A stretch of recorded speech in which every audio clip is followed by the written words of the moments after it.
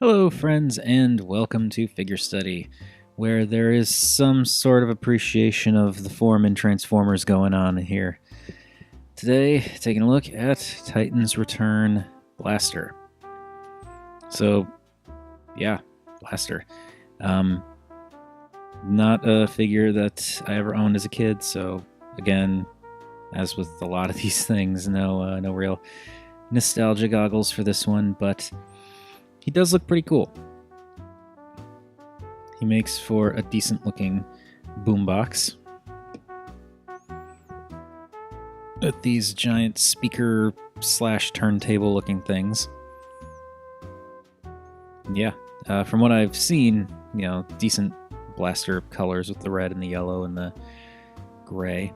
I have to say, I do like the red and yellow combination. I mean, yeah, it's sort of like ketchup and mustard, but the I don't know, just the shades that they have here, I think, work pretty well together. And not a whole lot going on in the back, but gotta give him some credit for some interesting molding, at least. And I've seen this pointed out, and I can attest to it, how you've got some really interesting, like there are ports here that are just empty spots. Like here and here. And these are, they have no actual function, but like this, a USB cable will actually plug in here. A headphone jack will actually plug in here. It's a completely silly thing for them to have included, but I think it's kind of neat. But yeah, I mean, there's not a whole lot to say about Blaster's alt mode. He's a box. A boom box, if you will. The colors are nice. The overall shape is nice. I do have a little bit of an issue that I think a lot of people have had, where it's just kind of disappointing that you can see right through him. I find that to be a bit of a shame. But when you're looking at him from an angle, from any angle really, any slight angle, it doesn't really stand out that much. So yeah, he's a big box. He's a big box, and he's got his little tape deck thing, which doesn't actually house tapes. And normally I wouldn't really include this in the video, but I think this is necessary purely because it's meant to hold his Titan Master. And there's really no other way to hold the Titan Master.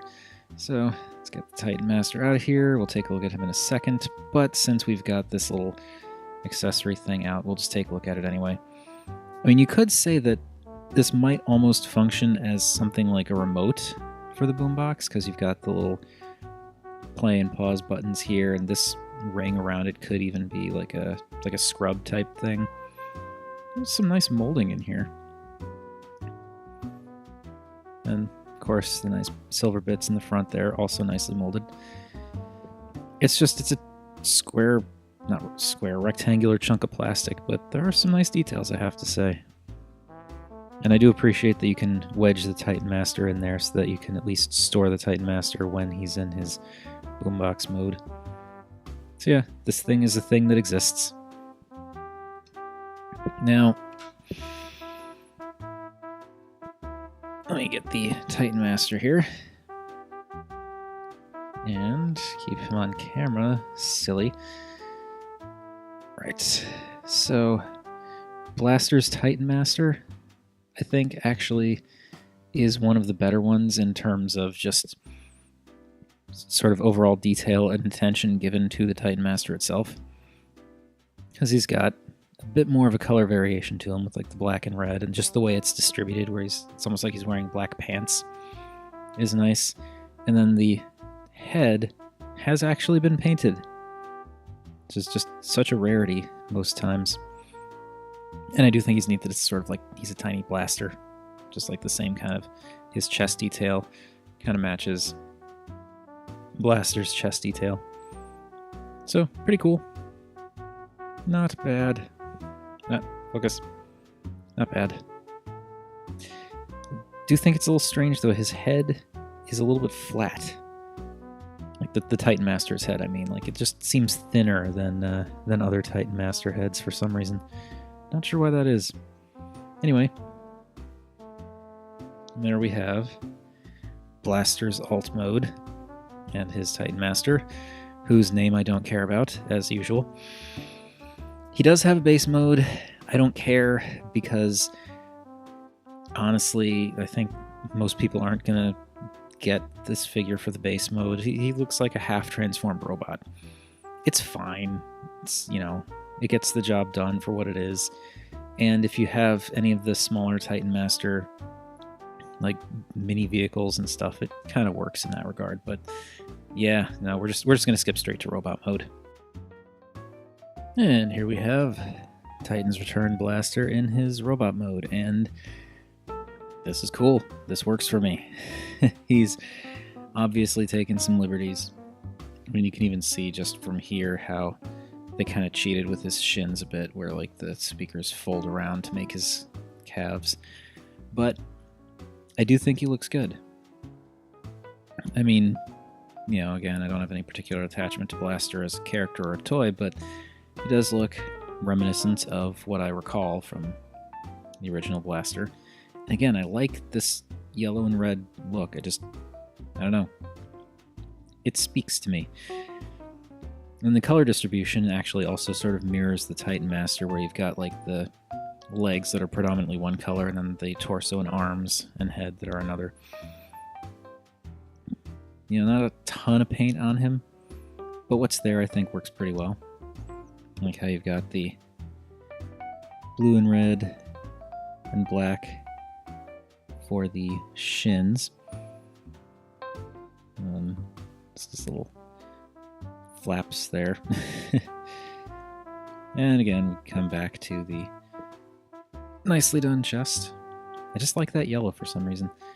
And you've got like some of that yellow and the blue from here mirrored a little bit in the shoulders, so it doesn't seem entirely out of place, with a little bit of silver, which is not bad.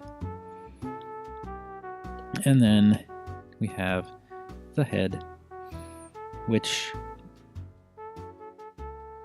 it's not a bad head, and I like the silver, I like the visor, I think this helmet actually fits pretty nicely. It doesn't look as great from the side just because of this bit that goes back along here, but there is some nice molding and paint on there, which I'm totally into. And then we move the helmet. Well, that was good. All right. If we flip the helmet back and keep his noggin plugged in, you can see the teeny tiny Titan Master head, which isn't a bad head. You know, it's awfully human for my taste, but not bad. Good paint, good molding. Has to be, it does have to be tiny so that the helmet can actually flip up and over. And one thing that kind of like it doesn't bug me that much, because honestly you can't tell even when you're looking up close, but when I was really looking into it, the eyes here don't really line up with the visor. Like his eyes are actually looking at this part, the silver bit down here, that he wouldn't be able to see through that. But you can't really tell, and honestly, when the helmet's down, it looks like it lines up just fine. So yeah, I think Blaster is actually pretty darn cool looking, with a few exceptions. While I like the colors and the overall shape of the figure, and I do think it's, you know, he's got some neat playability in terms of the transformation and the base mode and stuff like that. The fact that you can angle this handlebar section up more if you wanted to do any kind of fancy stuff with them, like that, I'm all fine with. But I'm not super into the get his arm rotated out of the way here so you can see what I'm talking about. I'm not super into the giant diaper butt that he's got going on. And I know why he has that. It's because of this and these cartridges. Like, they have to slide back, and that space is just necessary for them to actually fit. But it's just weird because it gives him like this butt that kind of sticks out, as well as this chest that kind of sticks out a lot. Like, I feel like I don't know. I'm kind of thinking it would have been better if these things were just a little bit shorter. I mean, yeah, it would have messed things up and would have required a lot of different engineering for a lot of the other figures, like Rewind and Laserbeak and all of them. But I don't know, that part bugs me. But then when you're looking at them from the front, or even like a kind of quarter angle or whatever, you don't really notice. It looks pretty good. Definitely, definitely doesn't look like a pushover. He's a big guy. I mean, at this point, I think everyone knows how big a guy he is, but why not? Even though I never do comparisons, I just like showing Brainstorm. So yeah, there he is, standing next to Brainstorm, and he's a very large guy. Here you go.